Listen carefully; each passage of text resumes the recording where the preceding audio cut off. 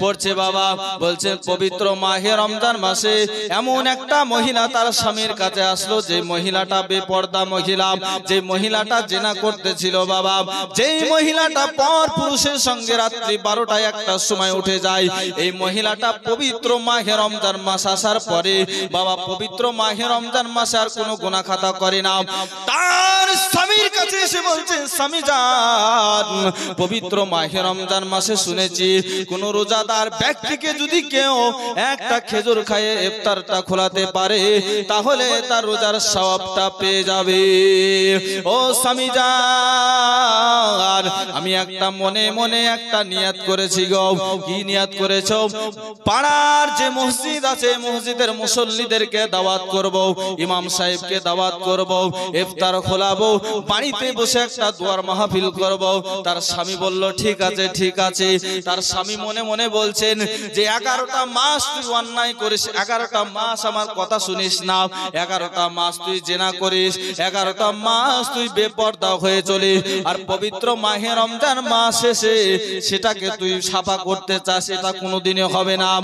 এই মহিলাটা বাবা, আল্লাহ পাক রব্বুল আলামিন বলছেন কোন বান্দাকে যদি আল্লাহ হিদায়াত করে সেকেন্ডের মধ্যে করে দিতে পারে বাবা, ইমাম সাহেবকে এবং পাড়া প্রতিবেশীকে নিমন্ত্রণ করলো আমার বাড়িতে আপনাদেরকে ইফতার খুলতে হবে।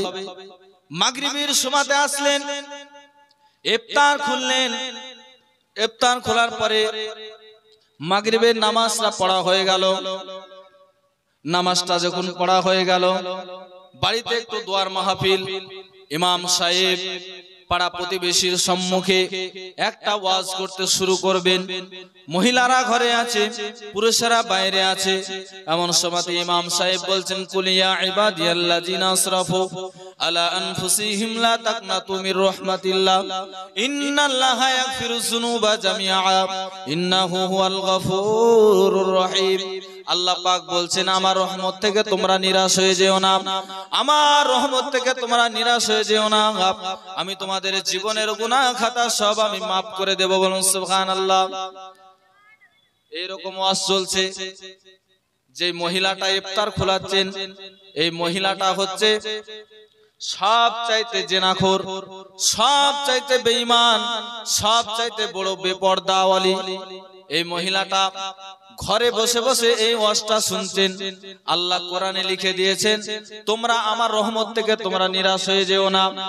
একদিন যদি তোমরা আমার রাস্তায় ফিরে এসো, সঠিকভাবে যদি তোমরা তওবা করো, আমি আল্লাহ পাক তোমাদের জীবনের গুনাহ খাতা maaf করে দেব। বলুন সুবহানাল্লাহ। এইরকম ওয়াজ ইমাম সাহেব যখন করছে বাবা, এবার সেই মহিলাটা কানে শুনলেন। কানে শোনার পরে তার দুই চোখ দিয়ে ঝরঝর করে পানি পড়তে শুরু করে দিলেন।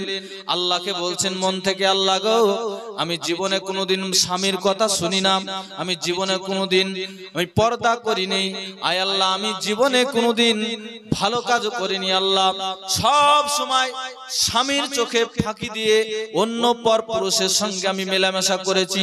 রাত্রি 12টায় উঠে চলে গিয়েছি, রাত্রি 1টার সময় উঠে চলে গিয়েছি, স্বামী আমাকে কোনোদিন কিছু বলেনি। আয় আল্লাহ, তোমার একজন বান্দি পাপী বান্দি আল্লাহ গো, জীবনে যাহা কিছু গুনাহ খাতা করেছে এই পবিত্র মাহে রমজান মাসে গো আল্লাহ, তোমার দরবারে দুই হাত দুখানা তুলেছে আল্লাহ, আমি মন থেকে আজ থেকে আমি মুছে দিলাম। আজ থেকে জীবনে যতদিন বেঁচে থাকবো আল্লাহ, আমি পাপের কাজ আর জীবনে কোনোদিন করব না। বলুন সুবহানাল্লাহ। কে বলছে? যে মহিলাটা হচ্ছে জেনাখোর। পবিত্র মাহে রমজান মাসে তিনি আল্লাহকে বলছেন যে আল্লাহ আমি আর জীবনে কোনোদিন অন্যায় কাজ আমি করব না, আল্লাহ তুমি আমাকে ক্ষমা করে দাও। তো আল্লাহ পাক বলছেন যে বান্দাকে এমন ভাবে হিদায়াত করেছে, বান্দিটাকে এমন ভাবে হিদায়াত করেছেন যে আল্লাহ এই বান্দি বলছেন আজ থেকে আমি একদম চেঞ্জ হয়ে গেলাম, আজ থেকে আমি আর আমি না, আমি আল্লাহর হয়ে যাব। বলুন সুবহানাল্লাহ।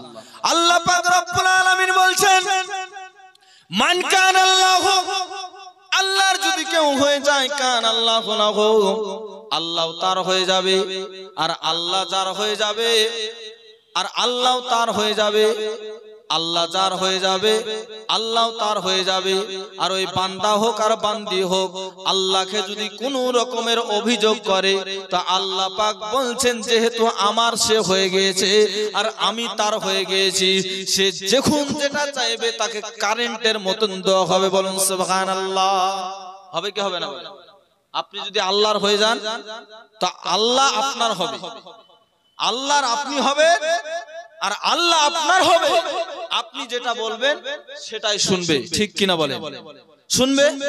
এই মহিলাটা বাবা এমন ভাবে হৃদয় প্রাপ্ত হলো, সেই দিন থেকে বাবা প্রত্যেক দিন রাত্রি বেলাতে তার স্বামীর বিছানা ছেড়ে অন্য পর পুরুষের সঙ্গে তিনি জিনা করতে যেত। যেদিন থেকে তওবা করলো, যেদিন থেকে কান্না করলো, যেদিন থেকে আল্লাহর কাছে অভিযোগ করলো, রাত্রি 12টায় উঠে চলে যায়, রাত্রি 12টায় উঠে চলে যায়। কিন্তু কয়েকটা কাজ যেন চেঞ্জ হয়ে গিয়েছে। এতদিন পর্যন্ত যখন রাত্রি 12টায় উঠে বিছানা ছেড়ে অন্য পর পুরুষের সঙ্গে যেত, সেই টাইমে কোনোদিন স্বামীকে বলে যেত না, স্বামীকে বলে যেত না। যেদিন থেকে সে হৃদয়ত প্রাপ্ত হয়েছে, যেদিন থেকে আল্লাহর ভয় তার অন্তরে ঢুকে গিয়েছে, সেদিন থেকে তার স্বামী জানকে ডেকে রাত্রি 12টার সময় তার স্বামী ডেকে বলছে, স্বামী গো আমি আসছি। স্বামীর হুকুম নিয়ে তিনি রাত্রি 12টায় বেরিয়ে গেল। তার স্বামী মনে মনে চিন্তা করছে এটা কোনো নতুন কাজ নয়, এটা হচ্ছে পুরাতন অভ্যাস। এই পবিত্র মাহে রমজান মাসও তার ছাড় হচ্ছে না। যারা বেঈমান হবে মুসলমান দেখবেন রোজার মাস আসলেও তারা শয়তানি করবে। শয়তানকে আল্লাহ ঠিকই বেঁধে রাখে, কিন্তু মানুষ যদি শয়তানি করে ও শয়তানের গোলাম হয়ে গেছে, এই জন্য শয়তানি করে। এই মুসলমান ভাইয়েরা আমার আব্বা জানেরা, তার স্বামী মনে মনে চিন্তা করছে এতদিন পর্যন্ত আমার বিছানা ছেড়ে অন্য পর পুরুষের সঙ্গে যেত, এই পুরানো অভ্যাসটাও তার পবিত্র মাহে রমজান মাসে থেকে গিয়েছে। এই মহিলাটা রাত্রি 12টায় তার স্বামীকে বলে গভীর জঙ্গলে চলে যায়, লাহোরের বুকে। গভীর জঙ্গলে যাওয়ার পরে একটা সুন্দর জায়গা সে পরিষ্কার করেছে, সঙ্গে করে একটা মাদুর নিয়েছে কিংবা একটা জায়নামাজ নিয়েছে। ওখানে গিয়ে গভীর রজনীতে আল্লাহর কাছে দুই হাত দুখানা তুলে কান্না করে। প্রত্যেক দিন নাই আল্লাহর ইবাদত করে, আল্লাহর জিকির করে, আবার সময় মতন আবার বাড়ি চলে আসে। আর তার স্বামী ভাবছে মনে হয় জেনা করতে গিয়েছে, পুরাতন অভ্যাসটা আছে। হঠাৎ করে মুসলমান ভাইয়েরা কিছু নতুন কিছু দেখলে মানুষের মনে একটা খটকা বাঁধবে। একদিন যখন বলল তার স্বামীর মনে হলো যে পুরাতন অভ্যাস, দ্বিতীয় দিন যখন বলল সে ভাবছে পুরাতন অভ্যাস, তৃতীয় দিন যেদিন বললেন তার স্বামী মনে মনে একটা জিনিস চিন্তা করছে, এতদিন পর্যন্ত আমার স্ত্রী এতদিন পর্যন্ত পর পুরুষের সঙ্গে সে মিলামেশা করত, কোনোদিন বলে যেত না, কিন্তু আজ আমার স্ত্রী 2 দিন থেকে আমি ফলো করছি, আমার স্ত্রী যেন আমাকে প্রত্যেক দিন রাত্রি 12টায় উঠে আমাকে যেন বলে কোথায় যায়। 3 দিনের বেলাতে তার মনে একটা সন্দেহ জাগলো। তিনি বলছেন আজকে আমি ঘুমাবো না, আজকে আমি ঘুমাবো না, আমার স্ত্রী কোথায় যায় আমি তার পেছন পেছন গিয়ে আমি দেখতে চাই।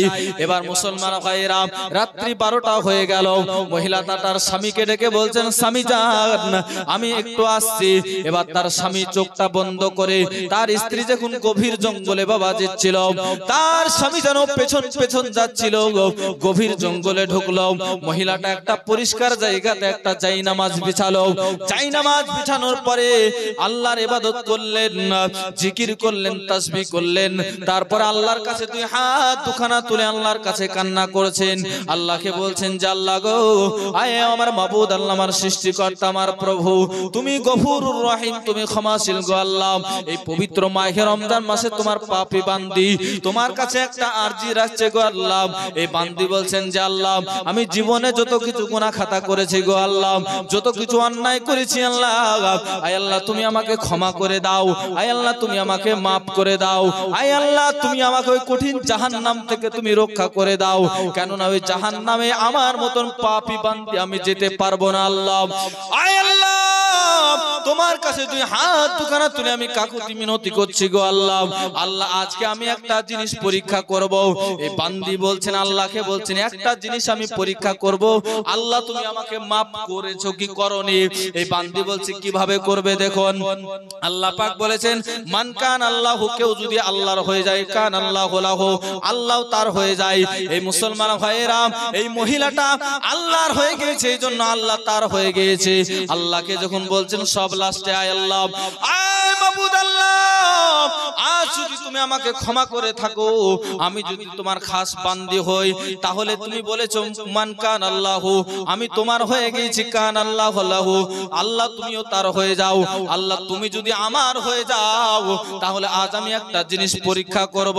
এই মহিলাটা আল্লাহর কাছে হাত দুখানা তুলে বলছেন যে আল্লাহ গো, আজ আমি যে তুমি যে আল্লাহ আমাকে হিদায়াত দান করেছো, আমি যে সঠিক রাস্তায় এসেছি, আল্লাহ তোমার ইবাদত করি, আল্লাহ তোমার জিকির করি, আল্লাহ তোমার তাসবিহ করি, এই জিনিসটা আমার স্বামী পর্যন্ত কেউ জানে না, মা বাপ ভাই বোন আত্মীয় স্বজন পাড়া প্রতিবেশী কেউ জানে না। আল্লাহ আয় আল্লাহ তুমি ছাড়া কেউ জানে না গো আল্লাহ, আমি যে তোমার গোপনীয় ভাবে তোমার ইবাদত করি, তোমার জিকির করি, তোমার তাসবিহ করি, এই গোপন খবরটা যদি দুনিয়ার কোনো মানুষ জেনে নেয়, এক সেকেন্ড তুমি আমাকে পৃথিবীতে বাঁচিয়ে রাখবে না।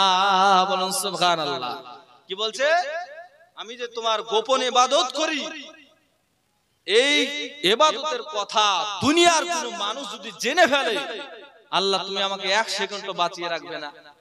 যদি বাঁচিয়ে রাখো তাহলে ভাববো তুমি আমাকে মাফ করো। তাহলে এই মহিলাটা আল্লাহর কাছে দোয়া করছে। আল্লাহ কি বলছে? মান কান আল্লাহু, আল্লাহ তার হয়ে গেছে, কান আল্লাহু লাহু, আল্লাহ তার হয়ে গেছে।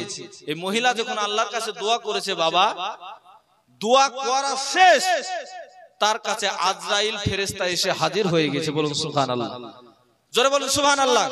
কেন?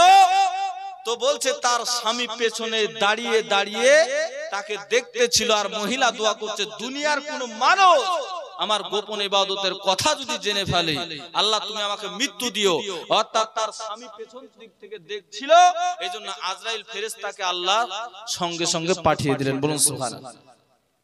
তাহলে মহিলা আল্লাহর কাছে মাপ পেল কি পেল না? বলে আল্লাহ বলছেন কেউ যদি আমার হয়ে যায়, আমিও কিন্তু তার হয়ে যাব। বলুন সুবহানাল্লাহ। একটা ঘটনা হুজুরকে বলছেন যে হুজুর, আমি রাস্তা দিয়ে যখন হাঁটি, তা আমার এই চোখটা আমি এত হেফাজত করতে চাই কিন্তু পারি না। আমার এই চোখটা রাস্তা দিয়ে যখন আমি হেঁটে যাই, আমি এই চোখটাকে আমি হেফাজত করতে পারি না। আল্লাহ হুজুরকে বলছেন। তো আল্লাহর ওই কঠিন জাহান্নাম, আজ আমি রাস্তাঘাটে যখন চলছি, পর পুরুষ নারীর দিকে আমি তাকাচ্ছি, আমার কত গুনাহ হচ্ছে, খারাপ নিয়তে আমি তাকাচ্ছি যে হুজুর আমি এই কঠিন পাপ থেকে আমি কেমন ভাবে বাঁচবো? আল্লাহ পাক বলছেন যে আল্লাহকে ভয় করো। আল্লাহ পাক বলছে আমাকে তোমরা ভয় করো, এমন ভাবে ভয় করো যে ভয় করার কারণে তোমাদেরকে আমি জান্নাতুল মাওয়া দিতে পারবো। বলুন সুবহানাল্লাহ। তো যুবক যখন এই কথা বলছেন যে হুজুর, তাকে বলছেন পৃথিবীর মানুষ কি জানেন তো? মানুষ মানুষকে দেখে ভয় পায়, মানুষ আল্লাহকে ভয় পায় না। মানুষ মানুষকে দেখে ভয় পায়, কিন্তু আল্লাহকে দেখে ভয় পায় না। আল্লাহ পাক আপনাকে যে হুকুম দিয়েছে, বান্দাকে বলছে বান্দা নামাজ পড়, পড়ছে না। বান্দাকে বলছে বান্দা রোজা রাখ, পড়ছে না। বান্দাকে বলছে তুই ভালো করে চল, চলছে না। কোন কথা শুনতে ডাক্তারের কাছে গিয়েছে, আপনার সুগার ধরা পড়েছে, তো আপনি আর মিষ্টি খেতে পাবেন না। কে মানা করলো? দুনিয়ার মানুষ, ডাক্তার। তো আপনি আর ভয় আর মিষ্টি ছুঁচেন না, তুই গরুর গোশত খেতে পাবি না। তো বলছে আর গরুর গোশত খাওয়াই বন্ধ করে দিল। তাহলে আল্লাহর হুকুম মানছে না, বান্দার হুকুম পালন করছে। আল্লাহর হুকুম মানছে না, বান্দার হুকুম পালন করছে। তো বলছেন যুবককে, যুবক আল্লাহকে ভয় করো, আল্লাহকে ভয় করো। তো যুবককে বলছে কেমন ভাবে হুজুর, কেমন ভাবে আমি ভয় করব? তো বলছে ভয় করবা দেখবা। তো বলছে তাকে একটা এরকম গিলাসে পানি দিয়েছে, গিলাসে পানি দিয়ে বলছে তুমি এখান থেকে 1 কিলোমিটার হেঁটে যাও, তোমার পেছনে আমি একটা লাঠি নিয়ে দাঁড়িয়ে থাকবো, যদি এই গিলাস থেকে এক ফোঁটা যদি পানি পড়ে তাহলে তোমার পিঠো দাম করে পড়বে। কি বলছেন? গিলাস থেকে যদি এক ফোঁটা পানি পড়ে তাহলে তোমার পেছনে আমি লাঠি নিয়ে দাঁড়িয়ে থাকবো। এক ফোঁটা যদি পানি পড়ে যায় তোমার পিঠের চামড়া আমি তুলে দেব। যুবক তখন গিলাসটা নিয়ে পানিটা নিয়ে আস্তে আস্তে হাঁটছে, যদি পড়ে যায় পেছনে লাঠি নিয়ে আছে দুম করে ধারবে। কাকে ভয় করছে? হুজুরকে ভয় করছে কিনা? বলছে ও মনে মনে চিন্তা করছে, ধরছে গিলাসটা দেন হুজুর দেন, দেখি দেখি এরকম করে ও নিয়ে যাচ্ছে, গিলাসটা নিয়ে যাচ্ছে, আস্তে আস্তে আস্তে আস্তে হাঁটছে। যদি এক ঠোপা পানি যদি এই গিলাস থেকে পড়ে যায়, পেছনে লাঠি নিয়ে দাঁড়িয়ে আছে, আমার পিঠের চামড়া আর থাকবে না। তাহলে সে আস্তে আস্তে হেঁটে যাচ্ছে, 1 কিলোমিটার হেঁটে গেল। 1 কিলোমিটার হেঁটে যাওয়ার পরে হুজুর তাকে জিজ্ঞাসা করছে, বাছা গিলাস থেকে পানি পড়েছে? বলছে হুজুর পড়ে, তাই পেছনে যে লাঠি আছে যদি পড়ে যায়, এক ফোঁটা পানি যদি পড়ে যায় তা আমার পিঠের চামড়া থাকবে না, পিঠের চামড়া থাকবে না। তাহলে তুমি কিসের ভয় তুমি করলা? তো বলছে হুজুর লাঠির ভয়। তো তুমি ভয় করো আজ থেকে যে আল্লাহর কঠিন জাহান্নাম, যে জাহান্নামে ফেলার পরে কি হতে পারে।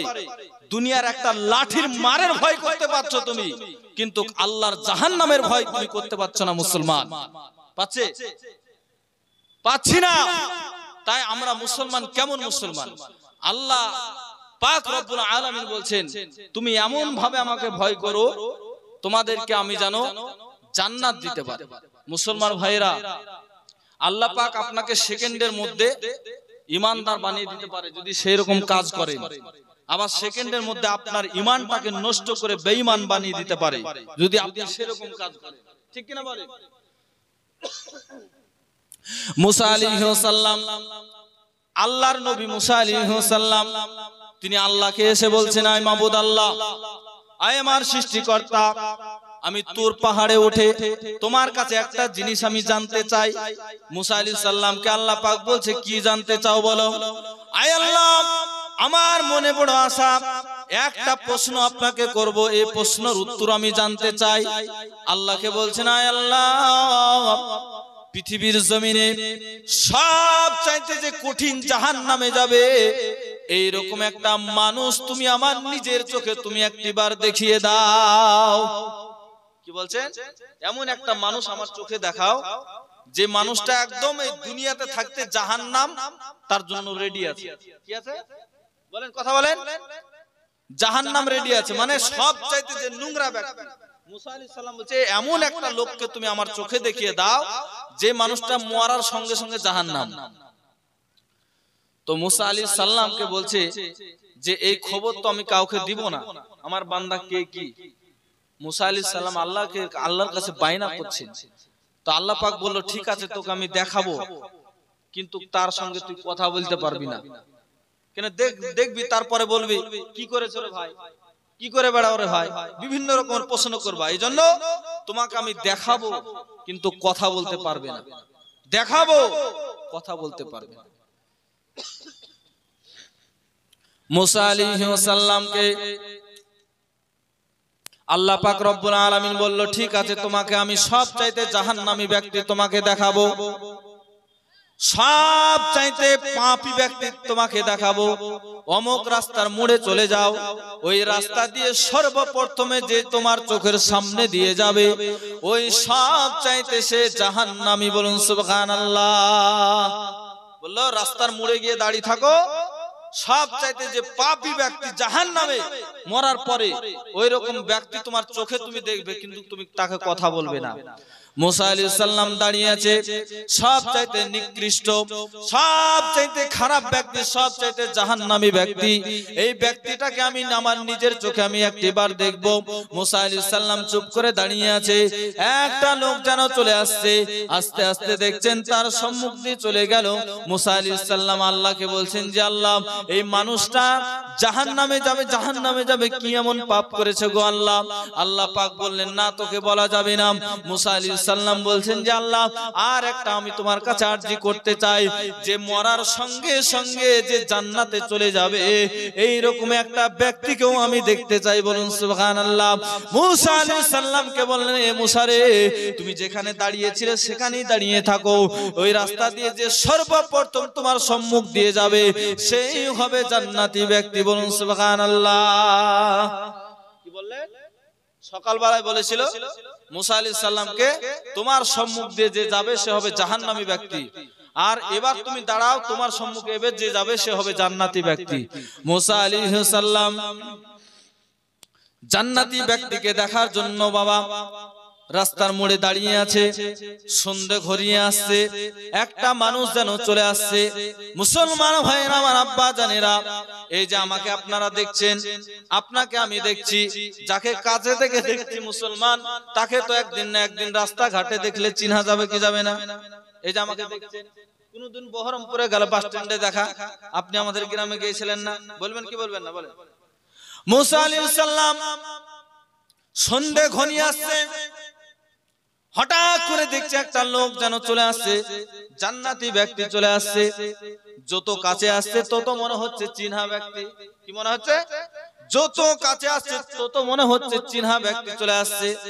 চোখের সামনে যখন চলে এসেছে, আল্লাহকে একটাই কথাই বলছেন, আয় আল্লাহ, সকাল বেলাতে তোমার কাছে আমি জানতে চাইলাম জাহান্নামী ব্যক্তিটাকে তুমি দেখালা, আল্লাহ তোমার কাছে আমি জান্নাতি ব্যক্তি দেখতে চাইলাম, আবার সেই মানুষটাকেই তুমি কেন দেখালা? বলুন সুবহানাল্লাহ। যাকে জাহান্নামী হিসাবে সকালে দেখালো, তাকে জান্নাতি হিসাবে সন্ধ্যাবেলায় দেখাচ্ছে।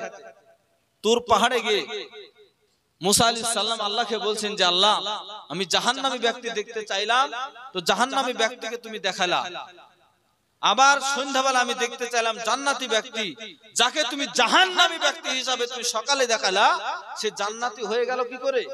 তো আল্লাহ পাক রব্বুল আলামিন বলছেন, হে আমার মুসা, তুমি শোনো, আমার বান্দা আমার কাছে যদি একবার তওবা করে, আমার রাস্তায় ফিরে আসে, তার আমলনামায় যত গুনাহ খাতা লেখা আছে সব সাফা করে দিয়ে সেই জায়গায় আমলনামার নেকি লেখা হবে। বলুন সুবহানাল্লাহ। তো আমার এই বান্দা সকালবেলাতে জাহান্নামী ছিল, আর গভীর জঙ্গলে যাওয়ার পরে আমার কাছে তওবা করেছে আমার বান্দা, তাকে আমি জাহান্নামী থেকে শেষ করে দিয়ে তার আমলনামায় যত গুনাহ খাতা ছিল সব বাদ দিয়ে তার আমলনামায় নেকিতে ভরে দিয়েছি, তাকে আমি জান্নাতি হিসাবে কবুল করে নিয়েছি। বলুন সুবহানাল্লাহ। বুঝলেন? আপনিও পারবেন, আমিও পারবো, চেষ্টা করেন। তা আল্লাহ পাক রব্বুল আলামিন বলছেন, ইয়া আইয়ুহাল্লাযীনা আমানুত্তাকুল্লাহ, হে ঈমানদার ব্যক্তিরা, তোমরা সত্যবাদ, তোমরা ভয় করো আমাকে। ইয়া আইয়ুহাল্লাযীনা আমানুত্তাকুল্লাহ, হে সত্যবাদীরা, তোমরা আমাকে ভয় করো। ওয়া কুনু মা'আস সাদিকিন, এবং সত্যবাদীদের তোমরা সঙ্গী হয়ে যাও। সত্যবাদীদের সঙ্গী হয়ে যাও। যদি সত্যবাদীদের সঙ্গে সঙ্গী হয়ে যেতে পারেন, তাহলে আপনার জন্য জান্নাত নিশ্চিত, আপনার জন্য জান্নাত নিশ্চিত। মুসলমান ভাইরা, আমরা রাত্রি দিনে কত না গুনাহ খাতা করছি বলেন তো, এত অন্যায় করছি, শেষ নাই। আপনি এমন একটা মানুষের সঙ্গে আপনি বন্ধুত্বালি করেন, এমন একটা মানুষের সঙ্গে আপনি উঠা বসা করেন, যে মানুষটার সঙ্গে চলাফেরা করলে আল্লাহর দিকে আপনি যেতে পারবেন, আর আল্লাহর দিকে যদি যান তাহলে আপনি জান্নাত পেয়ে যাবেন। আর এমন একটা মানুষের সঙ্গে আপনি দোস্তি করেন না যে আপনাকে জাহান্নামের রাস্তা দেখিয়ে দিচ্ছে, মরার পর আপনাকে জাহান্নামে যেতে হবে। এমন একটা মানুষের সঙ্গে আপনি দোস্তি করেন যে আপনাকে নামাজের ঠিকানা দিবে, যে আল্লাহর ঠিকানা দিবে, যে রাসূলের ঠিকানা দিবে, তার সঙ্গে আপনি বন্ধুত্বালি করেন, দেখবেন আপনার জীবনটা ধন্য হয়ে যাবে। পৃথিবীতে আপনি ভালো থাকবেন, কবরে ভালো থাকবেন, হাসরের ময়দানেও ভালো থাকবেন। বলুন সুবহানাল্লাহ। আল্লাহুম্মা সাল্লি আলা সাইয়্যিদিনা মাওলানা মুহাম্মদ ওয়া আলা আলি সাইয়্যিদিনা মাওলানা মুহাম্মদ সাল্লু আলা মুহাম্মাদিন সাল্লু আলা मोहम्मद हरदम ज़बान से निकालो पाक नामे मोहम्मद हरदम ज़बान से निकालो शफीआना मोहम्मद या रसूल अल्लाह या हबीब अल्लाह या रसूल अल्लाह तुमी जीवन तुमी मरण आधार घरे तुमी आपन तुमी जीवन तुमी मरण आधार घरे तुमी आपन तुमी मोदेर आशार आलो तुमी मोदेर आशार आलो ताई तो तुम्हाय बासी भालो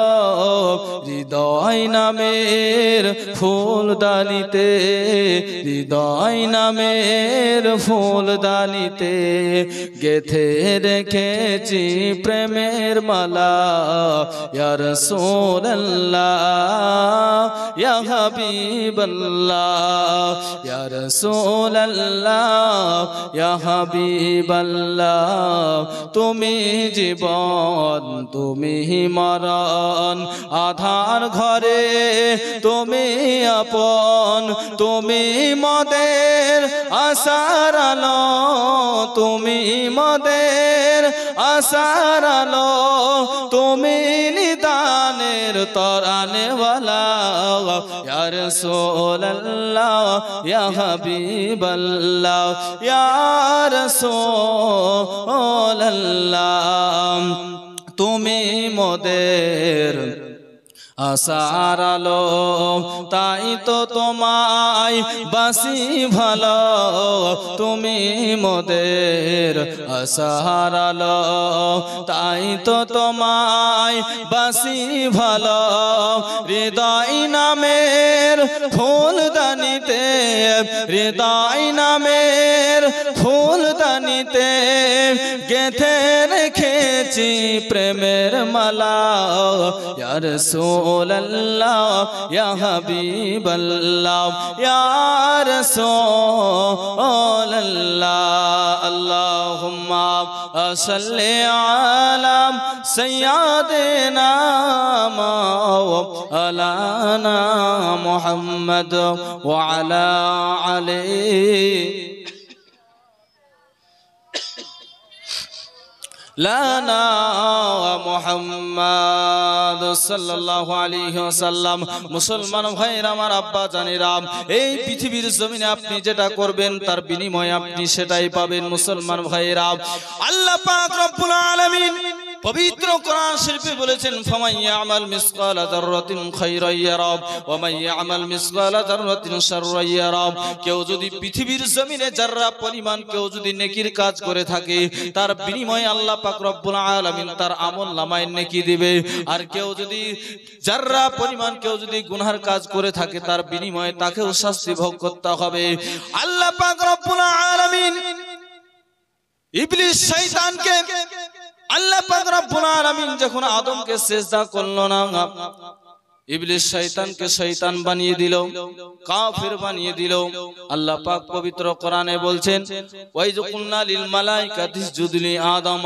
ফাসাজাদু ইল্লা ইবলিস আবা ওয়াস্তাকবারা ওয়া কানা মিনাল কাফিরিন আল্লাহ পাক বললেন আমার ফেরেশতাগণেরা তোমরা আমার আদমকে সিজদা করো সমস্ত নূরের ফেরেশতারা আল্লাহর নবী আদমকে সিজদা করলেন মাত্র একজন করলেন না যার নাম হচ্ছে ইবলিস শয়তান আল্লাহ কে বলছেন যে আল্লাহ না নাম একটা মাটির মানুষকে আমি সিজদা করতে পারবো না আল্লাহ পাক রব্বুল আলামিন বললেন তোমাকে আমি হুকুম করেছিলাম তুমি আমার হুকুম অমান্য করলে এইজন্য আবা ওয়াস্তাকবারা ওয়া কানা মিনাল কাফিরিন আজ থেকে তুমি কাফের হয়ে গেলা তুমি শয়তান হয়ে গেলা আল্লাহ পাক রব্বুল আলামিনকে ইবলিস শয়তান বলেছিল আল্লাহ গো আমি পৃথিবীর জমিনে আল্লাহ যখন আমি তোমার ফেরেশতা ছিলাম আমি জান্নাতের দরজায় দেখুন দায়িত্ব ছিল করেছিলাম আল্লাহ।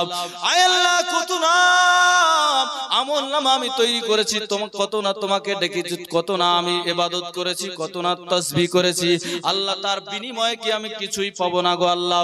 আল্লাহ পাক বলল অবশ্যই তুই পাবি, কি দিবি বল। আল্লাহ পাককে বললেন ইবলিস শয়তান, আয় আল্লাহ যে আদমের জন্য আজ আমি শয়তান হয়ে গেলাম, যে আদমের জন্য আমার সমস্ত আমল নামাগুলো সব নষ্ট হয়ে গেল, সেই আদম সন্তানদেরকে আমি ছাড়বো না। সব চাইতে আল্লাহর বান্দির সব চাইতে দুশমন ইবলিস শয়তান। আল্লাহ পাক রব্বুল আলামিনকে বলছেন যে আল্লাহ গো, আমাকে তুমি যেটা সর্বপ্রথমে দিবা, আমার আমল নামার বিনিময়ে যেটা তুমি আমাকে দিবা, সেটা হলো আমাকে পৃথিবীর জমিনে যতদিন পর্যন্ত মানুষ বেঁচে থাকবে, পৃথিবীর জমিনটা যতদিন পর্যন্ত থাকবে, ততদিন পর্যন্ত আমি ইবলিস শয়তান আমি বেঁচে থাকতে চাই। আল্লাহ পাক বললেন ইবলিস শয়তান তোকে দেওয়া হলো। তারপরে বলছেন যে আল্লাহ আর একটা জিনিস লাগবে, কি লাগবে বল। মানুষ দেখুন এখান থেকে অন্য একটা জায়গায় সফরের জন্য যায়, তার একটা সময় লাগে, বাসে চড়ে যেতে হয়, ট্রেনে চড়ে যেতে হয়। আয় আল্লাহ পৃথিবীর জমিনে এত বড় এত মানুষ থাকবে, লক্ষ লক্ষ মানুষ থাকবে, আমি ইবলিস শয়তান সবার কাছে তো পৌঁছাতে পারবো না। এই জন্য আল্লাহ তুমি আমাকে এমন একটা ক্ষমতা দাও, সেকেন্ডের মধ্যে সমস্ত জায়গা যেন আমি ভ্রমণ করতে পারি। আল্লাহ পাক বলল তাই দোয়া হলো। তারপরে কি লিবি বল। আল্লাহকে বলছেন যে আল্লাহ তুমি আমাকে এমন একটা শক্তি দাও, সমস্ত মানুষের অন্তরের ভিতরে আমি যেন ঢুকতে পারি।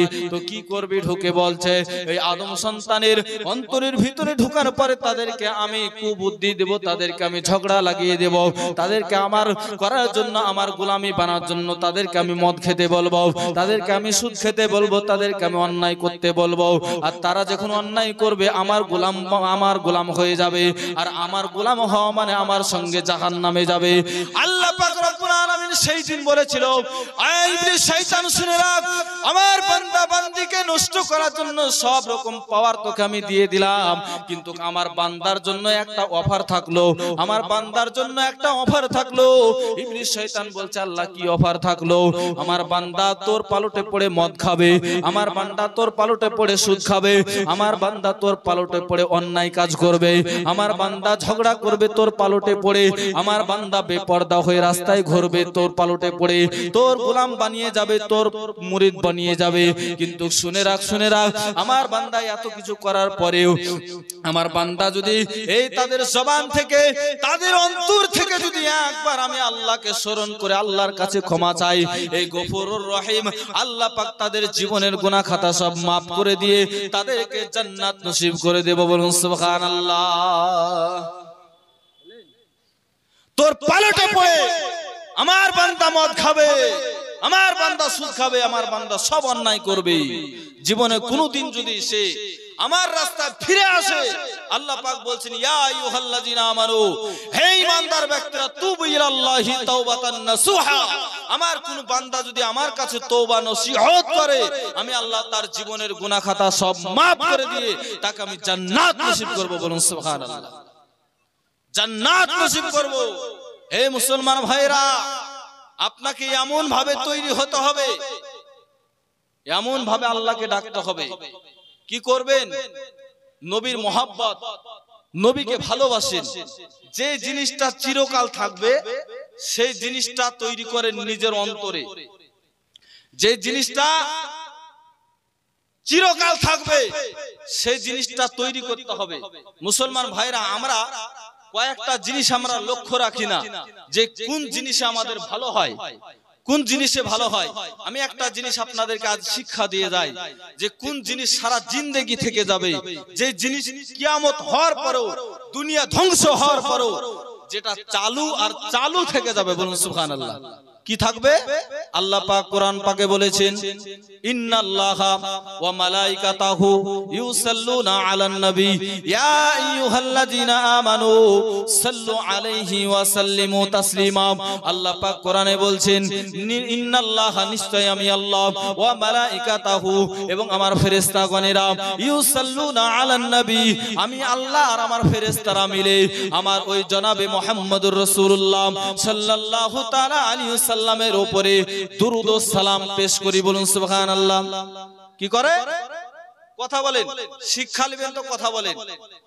ইন্নাল্লাহ নিশ্চয় আমি আল্লাহ ওয়া মালাইকাতাহু আমার ফেরেশতারা ইউসাল্লুনা আলান নবী আমি আল্লাহর কোনো কাজ নাই কিন্তু কাজ আমি করি একজনের জন্য যার নাম হচ্ছে নবী মুহাম্মদুর রাসূলুল্লাহ সাল্লাল্লাহু তাআলা আলাইহি ওয়াসাল্লাম। তারপর আল্লাহ পাক বলছেন আমি যেমন যে কাজটা করি আমার ফেরেশতারাও সেই কাজটা করে। ইয়া আইয়ুহাল্লাযিনা আমানু সাল্লু আলাইহি ওয়া সাল্লিমু তাসলিমা হে ইমানদার ব্যক্তিরা হে বিশ্বাসী গণেরা তোমরা যদি আমার নবীকে মহব্বত করো ভালোবাসো আমি যেমন যে কাজটা করি আমার ফেরেশতারা যে কাজটা করে তোমরাও আমার নবীর প্রতি দুরূদ ও সালাম পেশ করো বলুন সুবহানাল্লাহ। আল্লাহর কোরআন জানিয়েছেন কুল্লু মান আলাইহা ফান ওয়া ইয়াবকা ওয়াজহু রাব্বিকা যিল জালালি ওয়াল ইকরাম। পবিত্র কোরআন শরীফে সূরা রহমানে লেখা আছে কুল্লু মান আলাইহা ফান একদিন সারা কুল কায়নাত সব ফানা ফানা হয়ে যাবে একদিন সব কিছু ধ্বংস হয়ে যাবে একটা জিনিসই থাকবে ওয়া ইয়াবকা ওয়াজহু রাব্বিকা যিল জালালি ওয়াল ইকরাম একমাত্র আল্লাহ ছাড়া কেউ থাকবে না। তাই মুসলমান ভাইরা আল্লাহ বলছে আমি যেহেতু থাকবো আমি আল্লাহ পাক আমার নবীর প্রতি দুরূদ ও সালাম আমি আল্লাহ চালু রেখে দেব বলুন সুবহানাল্লাহ। বুঝলেন এটা শেষ হবে। আল্লাহ পবিত্র কোরআনে কি বলছেন আমি করি ফেরেশতা করে বান্দা করে একদিন তো কিছুই থাকবে না থাকবে কে ওয়া ইয়াবকা ওয়াজহু রাব্বিকা যিল জালালি ওয়াল ইকরাম একমাত্র আল্লাহ থাকবে। আর আল্লাহ বলছে আমি যেহেতু থাকবো আমার নবীর প্রতি দুরূদ আর সালাম চালুও থাকবে বলুন সুবহানাল্লাহ। তাহলে এটা করবেন না। আমরা আরেকটা জিনিস হযরতে জিবরাইল আলাইহিস সালাম নবী মিম্বারে দাঁড়িয়ে আছেন নবী মিম্বারে দাঁড়িয়ে সাহাবায়ে কেরামরা বসে আছেন নবী তার পবিত্র জবান দিয়ে বলছেন আল্লাহুম্মা আমিন আল্লাহুম্মা আমিন আল্লাহুম্মা আমিন কবার বললেন একবার তে একটা সিন কেন গো তিনবার বলেছে। তো সাহাবায়ে কেরামরা নবীকে জিজ্ঞাসা করছেন ইয়া রাসূলুল্লাহ ইয়া হাবিবাল্লাহ আপনি তিনবার আল্লাহুম্মা আমিন বললেন কেন এর কারণটা কি জানতে চাই। সাহাবাদেরকে বলছেন তোমরা শুনতে চাও আমার কাছে জিবরাইল ফেরেশতা এসেছিল আমাকে তিনটা কথা শোনালো যে তিনটা কথা শোনার পরে আমি নবীজি আমার জবান দিয়ে আমি আল্লাহুম্মা আমিন বললাম। কি বললো তো বলছে জিবরাইলের প্রথম কথা ছিল কেউ যদি পবিত্র মাহে রমজান মাস পায় আর ওই রমজান মাস পাওয়ার পরে তার শরীর সুস্থ সবকিছু ঠিক আছে সে রোজা রাখলো না তো আল্লাহ পাক বলছে তার উপরে আল্লাহ লানত ঘোষণা করা হলো বলুন সুবহানাল্লাহ।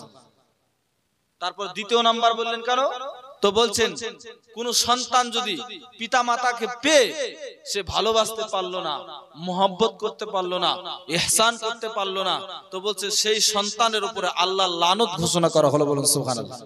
তারপরে কি বললেন তারপর তিন নম্বরটা হচ্ছে কেউ যদি নবীজির নাম শুনে কেউ যদি নবীজির নাম শোনার পরেও কেউ যদি নবীজির প্রতি দুরূদ আর সালাম না পড়ে তাহলে আল্লাহ পাকের লানত তার উপরে ঘোষণা করা হলো বলুন সুবহানাল্লাহ। তাহলে আমরা নবীজির নাম কোথায় কোথায় শুনি সব জায়গায় এই জালসায় শুনছেন আপনি যখন নবীজির কথা শুনছেন মুহাম্মদুর রাসূলুল্লাহ আপনি কি বলবেন জানেন না সাল্লাল্লাহু আলাইহি ওয়াসাল্লাম সাল্লাল্লাহু আলাইহি ওয়াসাল্লাম। আরেকটা যুক্তি জানেন কোরআনের কথা আপনাকে বলি আদম আলাইহিস সালাম কে ছিল গো আল্লাহর নবী ছিল প্রথম বান্দা ছিল আল্লাহর নবী আদম আলাইহিস সালাম তিনি হচ্ছেন প্রমাণ কোরআন প্রমাণ দিচ্ছেন।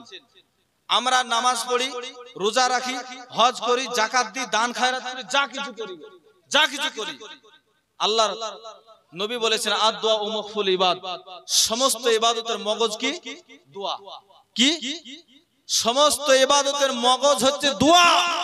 তো বলছেন এই দোয়া আপনি যখন করবেন আল্লাহ আল্লাহ করে কান্না করবেন ইয়া বলবেন শাহ বলবেন বিভিন্ন রকমের আপনি আল্লাহর কাছে অভিযোগ করছেন এই দোয়া আল্লাহর কাছে কবুল হবে কি হবে না সেটা কোনো গ্যারান্টি নাই। আর যেই দোয়াতে গ্যারান্টি আছে 1 মিনিট করলেও গ্যারান্টি বললেন যেই দোয়া 5 ঘন্টা করলেও গ্যারান্টি নাই আর যেই দোয়া 1 মিনিট করলেও গ্যারান্টি। কেমন ভাবে দোয়া করবেন তো বলছেন আপনি যখন কোনো আমল করেন আপনি যখন কোনো নেকি কামাই করেন এই জমিন আর আসমানের মিডিলে ঝুলতে থাকে আর আপনি যখন আল্লাহর কাছে দোয়া করবেন সেই দোয়া যদি আপনার কবুল হয় আপনার আমল নামা আল্লাহর আরশে কুরসিতে পৌঁছে যাবে বলুন সুবহানাল্লাহ। তাহলে কেমন ভাবে পৌঁছাবেন কেমন ভাবে? মেডিসিন তো লাগবে। জ্বর হয়েছে, পায়খানার ট্যাবলেট খেলে সারবে? হ্যাঁ, সারবে না। যদি জ্বর হয় আর পায়খানার ট্যাবলেট খেয়ে নিলেন, তাহলে কি হবে? কাজ হবে না। তো আল্লাহকে ডাকার মতন যদি ডাকেন তাহলে কিন্তু শুনবে, আর যদি ডাকার মতন না ডাকেন তাহলে কিন্তু শুনবে না। তো আল্লাহ পাক রব্বুল আলামিন বলছেন, যেই দোয়া 5 ঘন্টা করলে গ্যারান্টি নাই, যেই দোয়া আমি আল্লাহর কাছে 1 মিনিট করলে গ্যারান্টি। আদম আলাইহিস সালাম থেকে প্রমাণিত, আদম আলাইহিস সালাম এই পৃথিবীর জমিনে 1 দিন নয় 2 দিন নয় 350টা নারে তাকবীর, নারে তাকবীর, নারে রিসালাত, নারে রিসালাত, মাসলাকে আলা হযরত, মাসলাকে আলা হযরত হযরত মাওলানা মোহাম্মদ আব্দুল মুস্তাফা রিজভী সাহেব।